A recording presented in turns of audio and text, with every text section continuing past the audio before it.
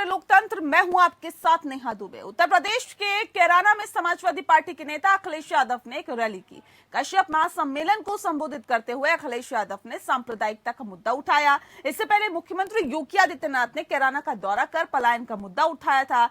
कुल मिलाकर पश्चिमी उत्तर प्रदेश में विधानसभा चुनाव से पहले हिंदू मुस्लिम सियासत की जमीन तैयार की जा रही है। दरअसल पश्चिमी उत्तर प्रदेश जाट मुस्लिम का मजबूत गठजोड़ 2013 में हुए मुजफ्फरनगर दंगों में बिखर गया था, जिसकी वजह से पश्चिमी उत्तर प्रदेश की 17 लोकसभा सीटें और 120 विधानसभा सीटों पर असर देखने को मिला। और ऐसे में जाटों ने 2014 लोकसभा चुनावों में फिर और 2017 विधानसभा चुनाव में भाजपा को सपोर्ट किया और भाजपा केंद्र के साथ साथ यूपी की सत्ता में भी आ गई।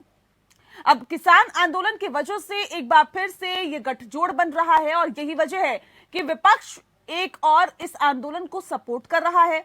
तो भाजपा जल्द से जल्द आंदोलन खत्म कराना चाहती है ताकि पश्चिमी उत्तर प्रदेश में वे एक बार फिर से मजबूती के साथ उभर सके।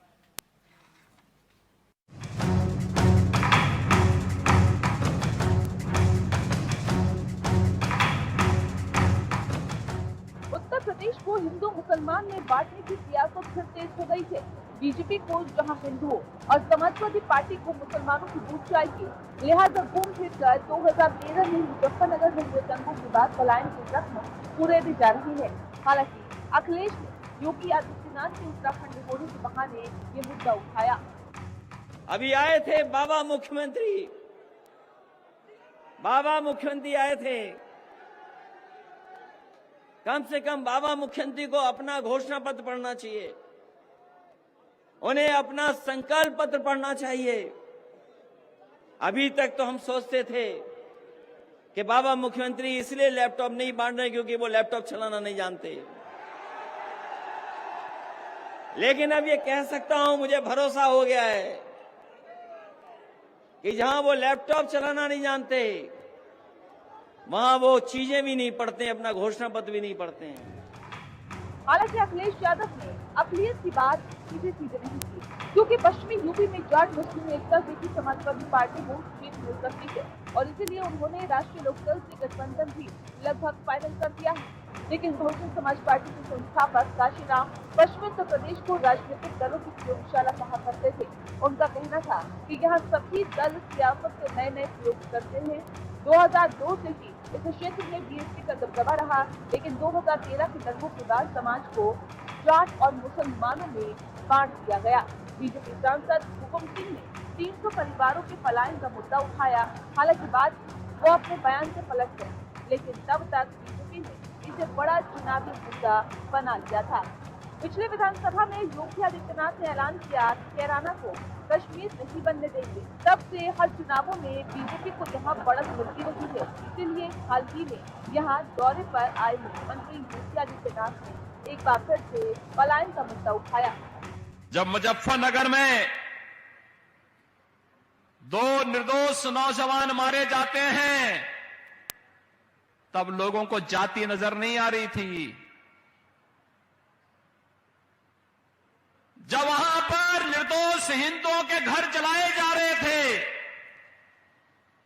तब ये जातिवाद की राजनीति करने वाले, तब इनको जाति नजर नहीं आ रही थी।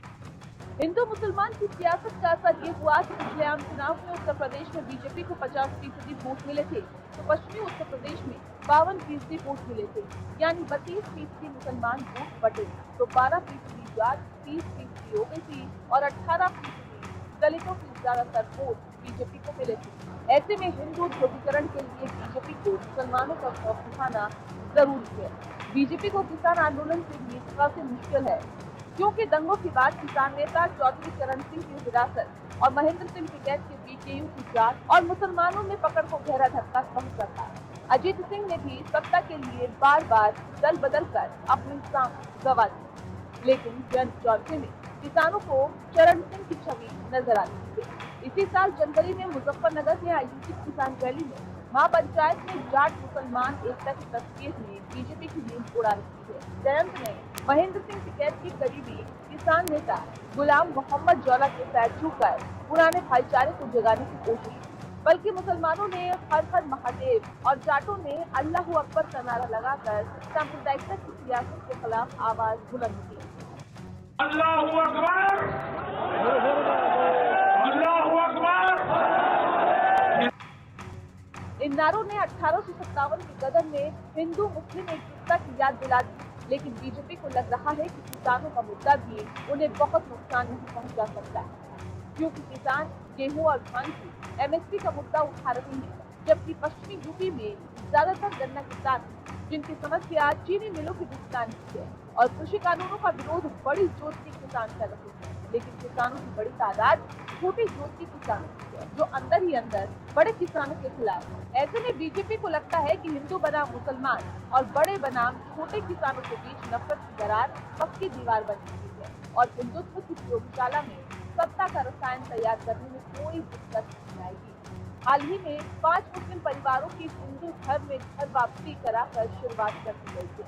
वहीं समाजवादी पार्टी और आरएलडी को भी यहाँ भारी जन समर्थन मिलने थे, क्योंकि कैराना में हुए लोकसभा उपचुनाव में हुकुम सिंह की बेटी मृगांका सिंह अपने पिता की विरासत नहीं बचा पाई और आरएलडी से तबस्सुम हसन सांसद बनी।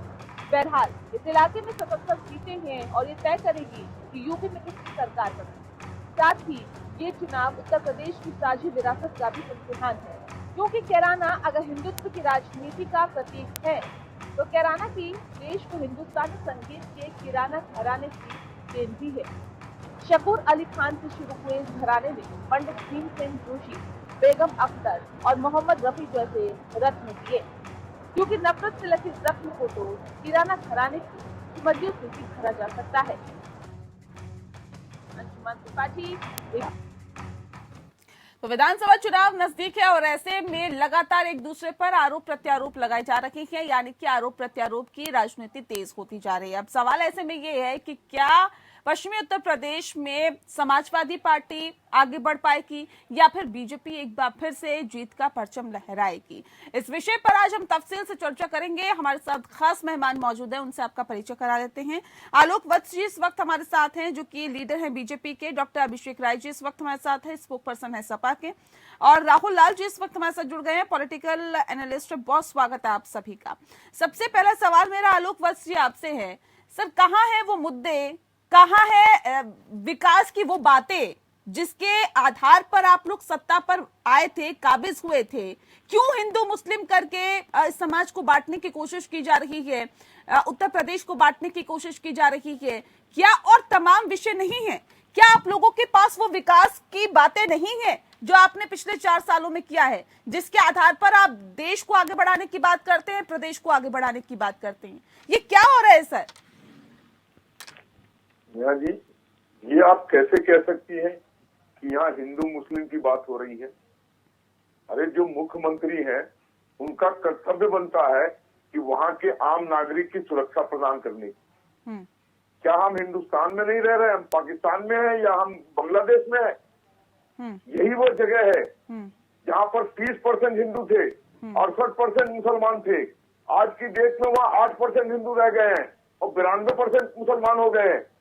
इसके कारणों में जानने की कोशिश नहीं करेंगी आप कि वहां से लोगों को पलायन कराया गया, ऐसा डर का माहौल पैदा किया गया, उनके घरों में आग लगा दी गई। और आज इस योगी जी ने, इस मुख्यमंत्री ने वहां जाकर लोगों को भरोसा दिलाया और वापसी कराई है कि आप अपने घर कोई बात बाका नहीं कर सकता आपका। तो ये मुद्दा। और जहां तक रही प्रोग्रेस की बात, तो यूपी नंबर 1 रहा कोरोना में टीकाकरण के मामले में, और जितने भी मापदंड है सोशल इंफ्रास्ट्रक्चर के, उसमें हम कहीं किसी से पीछे नहीं है।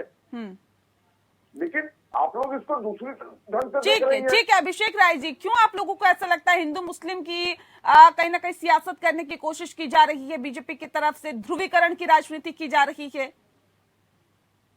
और बहुत सीधी सी बात है। देखिए ना, इन्होंने, मैं अभी सुन रहा था भारतीय जनता के पार्टी के जो नेता, जो प्रवक्ता तो आज है नहीं शायद, तो मैं इनसे यही पूछना चाहता हूँ, इनके प्रवक्ताओं से मैं बार बार पूछता हूँ, ये लोग जवाब नहीं दे पाते।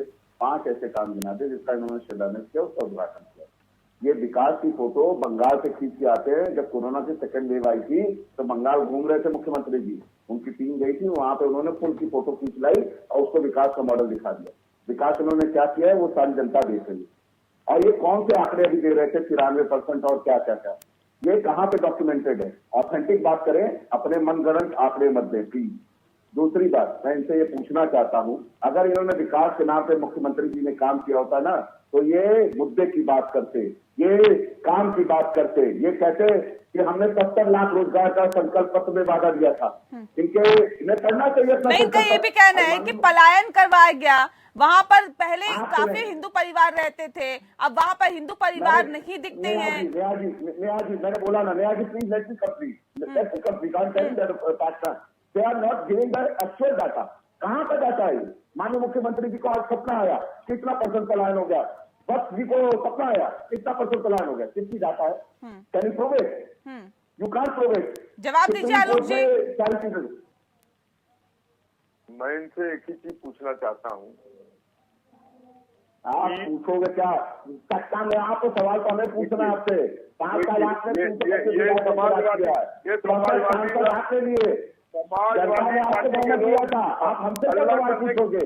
अल्लाह करने के बाद किसने जानते हैं? अगर उत्तर प्रदेश की जनता ने आपने देखा होगा, या तो मुझे देखा होगा। एक एक करके बोलिए। आप इनको चुप कराइए। ठीक है आलोक जी रखिए, आलोक जी अपनी बात रखिए। मैं डॉक्टर अभिषेक राय जी से पूछना चाहता हूँ, समाजवाद के किस पृष्ठ में लिखा हुआ है कि बाप के बाद बेटे को अपना नेता मान लो? ये लोग तो जमींदारी प्रथा को ढोने वाले लोग हैं।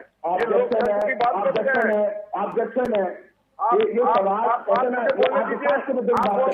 एक करके अपनी बात रखिए, एक एक करके आप बोल रहे थे तो मैं सुन रहा था। ठीक है आलोक जी रखिए अपनी बात। किस परिभाषा में ये लिखा हुआ है? अरे आप लोग तो नौकर ढोने वाले लोग हैं, आप लोग तलवे चाटने वाले लोग हैं। उसके बाद अखिलेश के बेटे को मान लीजिएगा आप अपना नेता। क्या बात करते हो? समाजवादी पार्टी अपने को बोलते हैं। ये लोहिया का समाजवाद आप चला रहे हैं। अरे 758 करोड़ की चल संपत्ति आपके द्वारा, आपके लोगों द्वारा लूटा गया संपत्ति यूपी गवर्नमेंट को लौटाया योगी जी ने। ठीक है अभिषेक राय का मैं रुक करूं, उससे पहले राहुल लाल जी। ठीक है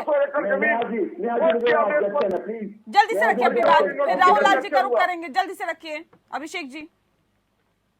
नेहा जी मैं बहुत सीधी सी बात कर रहा हूँ, ये जो तलवे चाटने की राजनीति करते हैं, ये जो अपमानजनक शब्द ये इस्तेमाल कर रहे हैं, ये अपनी पार्टी में करें। इन्होंने क्या किया कल, क्या कहते हैं अडवाणी जी का, इन्होंने देखा है। आज ये महिला मंडल में कहाँ है? आज कहीं उत्तर प्रदेश में बारिश हो रही कहीं तो योगी जी ने कराई, मोदी जी ने कराई। तलवार चाटने किसकी से राजनीति ये बताएं। ये गंदा शब्द है, पढ़े लिखे प्रवक्ता ये शब्द इस्तेमाल नहीं करते। On a national channel we are debating and we should use the proper language. कैसे तो कैसे नहीं, इसलिए मैंने इनको जवाब दिया। ठीक है 2013 मुजफ्फरनगर दंगों की राहुल लाल जी याद क्यों आई? क्यों ध्रुवीकरण की राजनीति की जा रही है? क्यों पलायन की बात याद आ रही है जब विधानसभा चुनाव है उससे पहले? की राजनीति जो पश्चिमी यूपी की राजनीति है वो किसान आंदोलन का प्रभाव काफी ज्यादा दिख रहा है वहां पे। और 2013 की जो स्थितियां बनी उसके कारण से कहीं न कहीं जाट और मुस्लिम उसमें जो है कि बहुत बड़ा सा जो है कि खाई आ गया था दोनों के भीतर। और आलोक वर्जी के पार्टी को लगातार चाहे वो 2017, 2014, 2019 ये जो तीनों चुनाव हुए हैं, इन तीनों चुनाव में बिल्कुल एकमुश्त रूप से सभी जाट वोटर्स जो है कि वो इनके साथ रहे। लेकिन जो किसान आंदोलन में हम लोग देख रहे हैं कि जो मुस्लिम और जाट इन दोनों का फिर से एकीकरण हो रहा है, तो फिर अब ऐसे स्थिति में फिर से किराना की बातें की जा रही हैं कि किराना में पलायन हुआ है। देखिए किराना में पलायन की स्थितियों को लेकर आलोक वर्जी ने कहा कि अब वहां पे जो जिन हिंदू परिवारों का पलायन हुआ था उनकी पुनर्वापसी हो गई। देखिए वहां पे पलायन हुआ या नहीं हुआ ये तो अभी तक विवादों का विषय है, लेकिन तो भी भारतीय जनता पार्टी के जो वरिष्ठ नेता थे बाबू हुकुमदेव सिंह जो स्वर्गीय सांसद महोदय थे, उन्होंने उस जमाने में नेहाजी आंकड़े दिए थे 340 परिवारों के। ये 340 परिवार वहां से गए हैं, ये आंकड़े उनके तरफ से थे कि उन लोगों को वहां से जाना पड़ा पलायन करके। लेकिन उनकी पुत्री जो मेघांका सिंह है, एक तरह से तो उनका अभी का बयान अगर हम लोग देखते हैं तो वो कहते हैं कि हमने भारतीय जनता पार्टी के पीरियड में 25 परिवार वापस आए। तो मेरा नेहाजी ये सवाल है आलोक वर्जी से कि भाई तब तो आपका प्रतिशत बड़ा कम है। 340 में से अगर 4.5 साल में एक योगी आदित्यनाथ जी जैसे प्रखर मुख्यमंत्री के होते हुए अगर केवल 25 परिवार आए तो ये सफलता दर भी कम है। और मैं दर्शकों को ये भी बताना चाहूंगा कि देखिए किराना के मामले का भारतीय जनता पार्टी को 2017 में काफी लाभ हुआ था। अब आपने कितने लोगों को बसा दिया, कितने परिवारों को आपने बसा दिया? और किस आधार पर आप ये पलायन का मुद्दा फिर उठा रहे हैं, जिस बात का जिक्र अभी राहुल लाल जी कर रहे थे? देखिए, सबसे पहले तो योगी जी के 4.5 पौने 5 साल के शासनकाल में कोई दंगा नहीं हुआ, और जो दंगे हुए 2013 के वो समाजवादी पार्टी के समय हुआ, और 239 हिंदू के परिवार वहां से पलायन कर गए, या उनके जो दुकानदार थे उनको अपना माल जान बेच के भागना पड़ा। उसमें से करीब 70-80 को हमने वापसी करा दिया, और वो प्रोसेस चालू है वापसी होने का। अब वो निर्भीक है, उनके अंदर कोई डर नहीं है। उनको मालूम है कि जब तक योगी जी एक्शन में हैं तब तक ये लोग टिकने वाले नहीं हैं। उन्होंने साफ कहा है कि जो कोई भी हमारे किसी भी लोगों को धमकाएगा या गोली मारने की कोशिश करेगा तो उसका क्या हाल होगा, ये उन्होंने कहीं छिपा के बात नहीं की है। हमने तो समाजवादी पार्टी के समय में जिस तरीके का गुंडागर्दी आजम खान, अतीक अंसारी, मुख्तार अंसारी, ऑब्जेक्शन है नेहा जी, ऑब्जेक्शन है नेहा जी जी, ऑब्जेक्शन है नेहा जी। आप अपना ऑब्जेक्शन मेरे बोलिए, आप अपने मेरे बोलने के बाद अपना ऑब्जेक्शन रेज कीजिएगा। ये सारे लोग, ये सारे लोग, ये नेहा जी, ये सारे समाजवादी पार्टी का ये रूल है चिल्लाना।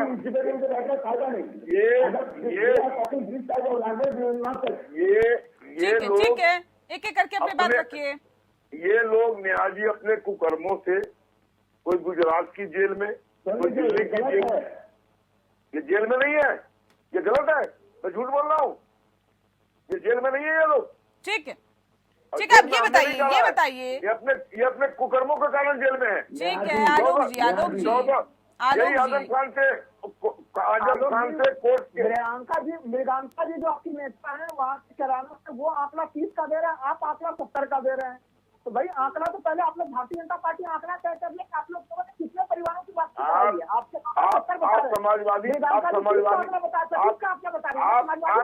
समाजवादी पार्टी के प्रवक्ता है कि राजनीतिक विश्लेषक है? पहले ये आप राजनीतिक आलोक जी आपसे कोई सवाल पूछ ले तो उसे समाजवादी पार्टी के प्रवक्ता बना देते हैं आप लोग। आपका तो वो दोनों आंकड़े में कितना बड़ा अंतर आ जा रहा है, तो आपने कुछ तो एक ही आंकड़ा होगा ना। नेहा जी प्लीज, मैं एक चीज बोलता हूँ। ठीक है, ठीक है, अभिषेक जी मैं आती हूँ आपके पास। ठीक, दोनों आदमी के बोलने के बीच में कोई बात नहीं समझ पाया, एक आदमी बोलिए। ठीक है, अब ठीक है, आप पहले अभिषेक जी अपनी बात रखिए, फिर जाते हैं आलोक जी के पास। अभिषेक जी। नेहा जी, सबसे पहली बात देखें, ये भाजपा के जो नेता हैं, मुझे नहीं पता है कि इन्हें पार्टी से कितना ऑफिशियल स्टैंड मिला है, क्या बात कर रहे हैं, और ये अगर पार्टी का ऑफिशियल स्टैंड है तो ये भाजपा की चाल और चरित्र को घोषित करता है। आप देख रहे हैं ये किसी सम्मानित नेता जो एक सांसद है उसके ऊपर अभी आरोप लगे हैं, 29 मामले में वो बरी हो चुके हैं। इस तरह का शब्द वो सांसद है कहाँ? आज की डेट में वो सांसद कहाँ है? आप सुन लीजिए, आप देखे ना, आप माननीय सांसद जी का अपमान कर रहे हैं। आज बात हो जाएगा सांसद का, वो है कहाँ? वो स्वतंत्र सेनानी है, जेल में स्वतंत्र सेनानी है। आपके पार्टी का ऑफिसर प्रवक्ता नहीं बोलता। मैं आज इस तरह से डिबेट में बैठे। ठीक है राहुल, ठीक है राहुल लाल जी, अब जिस बात का जिक्र हम कर रहे हैं, मुद्दे पे एक बार फिर से वापस लौटिए, क्योंकि बहुत मुद्दे से भटक रही है डिबेट। राहुल लाल जी, अब सवाल ये है कि जिस तरह से एक बार फिर से हम वही चीज देख रहे हैं कि पश्चिमी उत्तर प्रदेश में अब जो मुस्लिम जाट है एक साथ आने की कोशिश कर रहे हैं, या फिर एकजुटता जो दिखाई दे रही है, जिस तरह से नारेबाजी हुई, जिस तरह से अल्लाह अकबर के नारे लगे, हर हर महादेव की बात की गई, ऐसे में ये बीजेपी के लिए कितना ज्यादा मुश्किलों भरा हो सकता है पश्चिमी उत्तर प्रदेश में अपनी सीटों को निकालना? देखिए, अगर जो नारे हैं अल्लाह अकबर और हर हर महादेव के ये नारे लगे, अगर वो रियल में, देखिए जरूर ऊपरी स्तर पे लग रहा है कि काफी ज्यादा जो है कि दोनों एक हो रहा है, अगर रियल में एक होकर वोटिंग करेंगे तब तो बीजेपी के लिए खतरे की स्थितियां होंगी। लेकिन अगर भारतीय जनता पार्टी अपने ढंग से और वो जमीनी स्तर को वो लोग अपने जो किसान आंदोलन के बाद जो माहौल बना है, अगर राजनीतिक पार्टियां उसको वोट में कन्वर्ट नहीं करा पाती तब तो बीजेपी को नुकसान नहीं होगा। लेकिन अगर दोनों में एकता बनेगी, भाईचारे बनेगी, तो भारतीय जनता पार्टी को नुकसान होगा। अभी देखिए आलोक वर्मा यहाँ पे कुछ आंकड़े दे रहे थे और मैं देखिए मैं बिल्कुल तथ्यात्मक आंकड़ों के आधार पर चलता हूँ। आलोक वर्मा ने कहा कि भाई उत्तर प्रदेश में दंगे नहीं हुए हैं अभी। देखिए उत्तर प्रदेश में दंगे मुजफ्फरनगर जैसे बड़े दंगे जो समाजवादी पार्टी हुए आपने नहीं हुए, लेकिन एनसीआरबी के आंकड़े अगर आलोक वर्मा देखेंगे तो आप देखिएगा 2017 में आपके पास जो रिपोर्टेड आंकड़े है वो 8,000 से ज्यादा दंगों का आंकड़ा है। 2018 में आपके पास 6,000 से ज्यादा दंगे हुए हैं। 2019 में 5,500 से ज्यादा दंगे एनसीआरबी के आंकड़े के मुताबिक बता रहा हूँ। और फिर पिछले साल अगर माननीय मुख्यमंत्री जी के बयान को देखिए, 5 फरवरी 2020 को उन्होंने बयान दिया था कि पिछले 6 महीने में कम से कम 100 से ज्यादा दंगे हुए हैं। माननीय मुख्यमंत्री जी का पिछले साल का बयान है, आप खोलेंगे तो आपको गूगल पे या यूट्यूब पे कहीं पर भी मिल जाएगा। तो इसलिए चीजें डिबेट में तथ्यात्मक रखेंगे ज्यादा सुविधाजनक चीज है। आपको ये कहना चाहिए कि हाँ ठीक है, कोई बड़ा ठीक है, उन पे भी हम आएंगे। लेकिन एक सवाल जिसका जवाब मैं अभी लेना चाह रही थी राहुल लाल जी से, ये जो बीजेपी के लिए कहीं ना कहीं खतरे की घंटी हो सकती है क्या? अगर एकजुटता दिखाई दी जाट और मुस्लिम में, तो क्या ये बीजेपी के लिए खतरे की घंटी हो सकती है आलोक वत्स जी? देखिए, अगर राजनीतिक तौर पे आप इसको लेंगी और इन लोगों में एकजुटता आएगी तो जरूर हमारे साथ कुछ मुकाबला खड़ा हो जाएगा। इसमें कोई शक नहीं है कि अगर 1 से 2 होंगे तो नेचुरली वो उनकी ताकत बढ़ेगी, लेकिन ऐसा होने वाला नहीं है। वहां पर जिस तरीके का गुंडा राज इन्होंने फैलाया था, जिस तरीके से क्यों आप लोगों को ऐसा लगता है कि ऐसा होने वाला नहीं है? ऐसा हुआ है सर, पहले हमने देखा है, ऐसा पहले हुआ है, एकजुटता के साथ उन्होंने वोट दिया है। अभी जो वहाँ की ग्राउंड रियलिटी है कि वहाँ हिंदू वापिस हो रहे हैं, उनके अंदर विश्वास पैदा हो रहा है कि अब हमारा कोई बाल बांका नहीं कर सकता। तो जाट भी तो हिंदू ही है। दंगे तो जाट से ही हुए थे इनके, मुसलमानों का लड़ाई तो जाट से हुआ था उस समय 2013 में। और हुआ किसमें था? जिसमें 62 लोग मारे गए और 40,000 से ज्यादा आदमी हॉस्पिटलाइज हुए। तो ये तो जाठी और मुस्लिम की लड़ाई थी। लेकिन आज अगर किसी कारण बस उसको दिखाया जा रहा है कि एकता हो गई है, तो हम भी देखेंगे ये एकता कितनी दूर तक जाएगी। क्योंकि ग्राउंड रियलिटी है कि हिंदुओं को वहां से पलायन हुआ, हिंदू की परसेंटेज वहां क्यों कम हुई, बांग्लादेश में कम हुई तो क्यों हुई सब लोग जानता है, पाकिस्तान में कम हुई तो सब लोग जानता है क्यों हुई। ये अपने देश में केराला में क्यों कम हुआ, इसकी भी पूरी तहकीकात होगी तो पता लगेगा कि दूसरी समाजवादी पार्टी के लोग हैं। और ये जो मैंने नाम गिनाए हैं इनके माननीय का, ये सब लोग जो यहाँ पर बात की जा रही है ध्रुवीकरण की राजनीति, क्यों अभिषेक जी? जेल के सलाखों के पीछे है अपने कुकृत्यों के कारण। ये ऐसे लोग थे जिन्होंने ऐसी काम किए। 1400 करोड़ जौहर अली यूनिवर्सिटी में इसी आजम खान ने 1400 एकड़ जमीन को हड़प लिया था। आलोक जी अब सुन लेते हैं। कोर्ट ने उनसे मुक्त कराया। चिल्लाते रहो, आपने कुछ काम नहीं किया 4.5 साल, आपने 4.5 साल कुछ काम नहीं किया। Dignity to talk and you are talking dignity. आप जब इस तरह के अपमानजनक शब्द इस्तेमाल करोगे, जनता will decide whether we have worked or we have not worked. You don't give your comment. We are coming back with something majority. Yogi ji is coming back with something majority. और एक्शन में योगी तो नहीं टिकेंगे विरोधी। ठीक, एक एक करके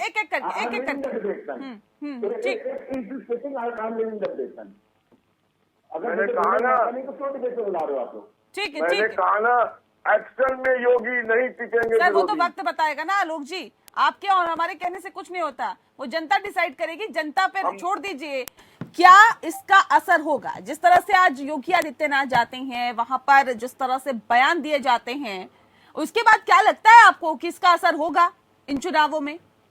नहीं, इसका असर जरूर होगा। मैं बार बार कह रहा हूँ कि हम लोग जैसा काफी अच्छा उदाहरण दिया है 1857 आंदोलन, एक तरह से उसमें अंग्रेजों को काफी परेशानी इसलिए हो गई थी कि उस समय वहां पे हिंदू मुस्लिम दोनों एक साथ हो गए थे। बाद में आप ध्यान हम लोग देखते हैं इतिहास में कि अंग्रेजों की फिर पूरी ताकत उन्होंने लगाई कि एक तरह से किस तरह से डिवीजन पॉलिटिक्स को आगे बढ़ाया जाए। तो अभी जो स्थिति है वो 1857 वाली स्थिति फिर से वापस है कि जाट और मुस्लिम वो काफी ज्यादा जो है आपस में वो उन दोनों में काफी जबरदस्त जो है कि जमीन पे एक तरह से गठबंधन की स्थितियां बनते हुए नजर आ रही है। देखिए भारतीय जनता पार्टी से कुछ गड़बड़ियां हो रही है किसान आंदोलन के संदर्भ में। उदाहरण के लिए किसान आंदोलन पश्चिमी यूपी में उस तरह से इसकी गहरी पैठ नहीं थी।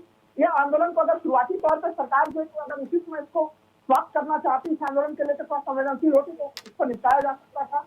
लेकिन बार बार मैं तो कह रहा हूँ कि एक तो इस आंदोलन को उस हालत में छोड़ा भी नहीं गया, कई बार गलत बयानी करती, जैसे कि अभी अब जो चैनी साहब के जो बयान रहे, जो उन्होंने जो बयान दे दिया कि भाई, और उसके बयान के बाद जिस तरह से वहां पर लखीमपुर खीरी में लोगों ने प्रदर्शन किया, फिर जो घटनाएं घटी, तो कहीं न कहीं आज उत्तर प्रदेश में भी किसान आंदोलन की आग पहुंच चुकी है और उससे घटना और ज्यादा प्रभावित हो रही है। ये किसान आंदोलन की आग क्या पश्चिमी उत्तर प्रदेश में आप लोगों के लिए कितने फायदेमंद साबित हो सकती है, अभिषेक जी? देखिए नेहा जी, मैं बहुत सीधी की बात करना चाहता हूँ, मैं मुद्दे की बात करना चाहता हूँ, जनता की बात करना चाहता हूँ। आज किसान 12 महीने से सिंधु बॉर्डर से परेशान, ये सरकार उसके खिलाफ कुछ नहीं, मतलब उसके समर्थन में कुछ नहीं करती। एमएसपी की मांग कर रहे हैं, जो ये लोग घोषणा में पत्र में अपने कहते हैं अपने कानून में कि गलत जो कानून उसको हटा दे, काले कानून, किसान वहां से हट जाएंगे। लेकिन 12 महीने से आजाद देश के इतिहास में यह पहली बार है 12 महीने कोई आंदोलन चला और ये आताताई सरकार उनकी नहीं सुन रही। इन्होंने आय दुगनी करने का वादा किया था अपने संकल्प पत्र में। इन्होंने क्या दुगनी कर दी? लागत। पीएपी महंगी हो गई, खाद के दाम दुगने हो गए, सबसे महंगी बिजली उत्तर प्रदेश में। 2014 में महंगाई डायन होती थी, आज उनकी बुआ बन के बैठी हुई, लेकिन अपनी बुआ को बगल में उठा के पाल लें। 25 दिन में 35 से 40 पैसे पेट्रोल और डीजल के दाम बढ़े और उसे इन्होंने 10 रुपए कम कर दिया। एक्साइज ड्यूटी जो 2015 में 3 रुपए 56 पैसे होती थी, वो 31 रुपए 27 पैसे हो गई 2021 में, उसे इन्होंने 5 रुपए कम कर लिया। वो वही वाली हाल हो गई ना कि 1000 रुपए के लिए टी शर्ट मैं आपको 999 में दे रहा हूँ। तो जनता बहुत समझदार है, जनता बहुत समझदार है, बिल्कुल ठीक है। जी जी, रखिए अपनी बात, रखिए। जी मैं ये कह रहा हूँ, सरसों का तेल 265 रुपए हो गया, गरीबों की थाली से निवाला निकल गया और ये लोग 36 करोड़ रुपए खर्च करते हैं दिया जलाने में, आप गरीबों की थाली पे दे देते। ये इनके रोज एडवर्टीजमेंट निकलते हैं, बड़ी बड़ी होर्डिंग निकलती है, न्यूज चैनल पे एडवर्टीजमेंट जाते हैं, पर गरीबों की थाली में रोटी नहीं जाएगी। इन्होंने कह दिया कि उत्तर प्रदेश जब तक चुनाव तब तक राशन देंगे। क्या पहले उत्तर प्रदेश में, आज आजाद भारत में, क्या पहले राशन नहीं मिलते थे? और आज चावल भी मिलता था, सरसों का मिट्टी का तेल भी मिलता था, गेहूं भी मिलता था। ये पहले एक राशन कार्ड बनता था, इन्होंने उसको बस कहते ना जुमला बदल दिया। 160 रुपए के बैग पे 160 रुपए की अपनी फोटो खिंचा ली, 80 रुपए का अनाज डाल दिया। ठीक है, तो जनता के टैक्सपेयर के पैसे से इन्होंने काम किया। ठीक है सर, इन्होंने ये बता दें 28 PSU भेज दिए, देश में कितने दूंगा के नारे से। ठीक है, 28 PSU भेज दिए, देश में कितने दिनों के नाम थे। जब बंगाल में कोरोना टाइम उत्तर प्रदेश में था, जब गंगा मां में लाशें रह रही थी, तब ये बंगाल में वीडियो दीदी करने में मस्त थे और वहां फोटो खींचने में मस्त थे, लेकिन उसका जवाब ये नहीं देंगे। ठीक है, ठीक है, ठीक है अभिषेक जी, मैं लौटती हूँ आपके पास। आलोक जी, अभिषेक जी मैं आ रही हूँ, आपको फिर मौका दूंगी। जी जी, रखिए, जल्दी रखिए। Last 5 second. इनके स्वास्थ्य मंत्री जी ने कहा कि लिखित बयान दिया संसद में कि ऑक्सीजन की कमी से कोई नहीं मरा। क्या साहब तो सिर्फ योगी जी क्यों घूम रहे थे, किसका प्रबंधन कर रहे थे? क्यों 2 दिन में प्लांट लगा दिया? ठीक है, अगर यही चीज थी, इतना बड़ा झूठ, ये झूठों की सरकार। ठीक है आलोक जी, अब सवाल इस बात को लेकर है, ये किसान आंदोलन का कितना फर्क अब पश्चिमी उत्तर प्रदेश में पड़ने वाला है? क्या आप लोगों को लगता है कि ये नुकसान पहुंचा सकता है आपको? देखिए, इसमें कोई शक नहीं है। हालांकि ये नकली किसान हैं जो ये आंदोलन कर रहे हैं। असली किसान तो खेती कर रहा है और रिकॉर्ड पैदावार किया है उसने इस देश में इस साल। ये तो बाहर के एजेंट से फाइनेंस कुछ लोग हैं जो आप देखते हो वहां पर जी एयर कंडीशन टेंट में, वॉशिंग मशीन में कपड़े धुलवा रहे हैं और इस तरीके के वातावरण में वो आंदोलन कर रहे हैं जो आंदोलन टाइम फिक्स हो गया। और यहाँ वहां पर इन्होंने कितने लोगों को टिगरी पे, सिंगड़ी पे, गाजीपुर बॉर्डर पे, वहां पर रोजी रोटी कितने लोगों की छीन ली इन लोगों ने, उसका कोई हिसाब किताब नहीं है। जो वहां पर लोग थे वो सब के बच्चे भूखे मर रहे हैं, स्कूल से सबका नाम कट गया है। सर सीधा सा सवाल मेरा ये है, क्या पश्चिमी उत्तर प्रदेश में किसान आंदोलन से फर्क पड़ेगा? क्या थोड़ा बहुत फर्क पड़ेगा ये हम जानते हैं, लेकिन उससे कोई हमारे सरकार बनाने में फर्क नहीं पड़ने वाला है। मैं अपने वाजिल भाई प्रवक्ता सपा से तीसरी बार पूछ रहा हूँ कि समाजवाद के किस पृष्ठ पर लिखा है कि बाप के बाद बेटे को नेता मान लो। ये उसको जवाब नहीं देना चाहता। आलोक जी, मैं इसका जवाब दे देता हूँ। आप ये जवाब सुनना चाहते हो, बार बार सुनना चाहते हो तो सुन लें। समाजवाद जो जनता का प्रतिनिधि होता है, जनता अखिलेश जी को उन्होंने सांसद बनाया और विधायक बनाया और एमएलसी बनाया। मैं आपको दूसरी बात मुख्यमंत्री बनाया। दूसरी बात मैं आपको ये चीज कि मुख्यमंत्री जी अगर गोरखनाथ पीठ के पीठाधीश्वर की पीठ पे ना लड़े होते तो क्या वो सांसद बन पाते? तो परिवार वालों की बात मत करें। ठीक है राहुल लाल जी कुछ कहना चाह रहे नहीं? जब तो जो हो रहा वो भी ठीक है। आप लोग परिवारवाद पे बात नहीं हो रही है सर, परिवारवाद पे बात नहीं हो रही है। ठीक है, मूल मुद्दा पे मैं आ रहा हूँ। देखिए मूल आलोक जी, जिनके होते हैं दूसरे के पत्थर नहीं फेंकते। ठीक है, मुद्दे पे आइए, मुद्दे पे राहुल लाल जी। मैं कह रहा हूँ, देखिए पश्चिमी यूपी की स्थितियां बदल गई हैं। यही चीज समझने वाली स्थिति है कि वहाँ पे हम लोग देखते थे कि तो जयंत चौधरी जी उनको मानते थे कि उनकी राजनीतिक भविष्य समाप्त हो गया। अगर आज से 1-1.5 साल पहले अगर हम लोग वार्तालाप कर रहे होते, राजनीतिक विश्लेषण कर रहे होते तो मानते कि वो 0/सन्नाटा में कन्वर्ट हो चुकी। बिल्कुल। लेकिन आज के समय में देखिए किसान आंदोलन को भले ही भारतीय जनता पार्टी के प्रतिनिधि बता रहे हैं कि वो कुछ आंदोलन, इसका कोई प्रभाव नहीं है, लेकिन जयंत चौधरी जैसे जो क्षेत्रीय छोटे दल से राष्ट्रीय लोकदल जैसे दल, इन लोगों ने उस आंदोलन से ऊर्जा ग्रहण की है। और इस देश में देखिए इस तरह का जो आंदोलन होता है उसका राजनीतिक प्रभाव पड़ता है। हम लोगों ने अन्ना आंदोलन में भी देखा था। बिल्कुल राजनीतिक प्रभाव पड़ता है, लेकिन बीजेपी ये भी सोच के चल रही है, अभिषेक जी, बीजेपी ये भी सोच के चल रही है कि वहां पर गन्ना किसानों की तादाद ज्यादा है, गन्ना की फसल ज्यादा होती है और किसान आंदोलन जो हो रहा है उससे गन्ने का कोई लेना देना नहीं है। अब क्या सवाल इस बात को लेकर है, क्या ऐसे में वो गन्ना किसान भी उन किसानों के समर्थन में खड़े होंगे जो लगातार सड़कों पर हैं, जो लगातार आंदोलन कर रहे हैं? नेहा जी, आप गूगल पे सर्च कर लो। मैं बहुत एक छोटा सा आंकड़ा दे रहा हूँ। 2007 से 12 तक माननीय मायावती जी की गवर्नमेंट थी, बसपा की गवर्नमेंट थी। उन्होंने 60 से 65 रुपए गन्ने मूल्य का दाम बढ़ाया अपनी सरकार ने 5 साल में। हमारी 2012 से 2017 की सरकार की किसी भी किसान नेता से पूछ लो, हमने 95 रुपीज गन्ना का मूल्य बढ़ाया। इनकी भारतीय जनता पार्टी की सरकार थी, इन्होंने 2017 से 18 में 10 रुपए बढ़ाए। अभी दबाव पड़ा तो ये 350 पे ले गए, जबकि इनके संकल्प पत्र में वादा था 400 का। तो गन्ना किसान बहुत अच्छे से जानता है कि कौन उनका हितैषी है। मैं सीधी सी बात कर रहा हूँ आपसे, ये आंकड़े हैं, गूगल पे सर्च कर लो आप, सारे आंकड़े सबके पास है।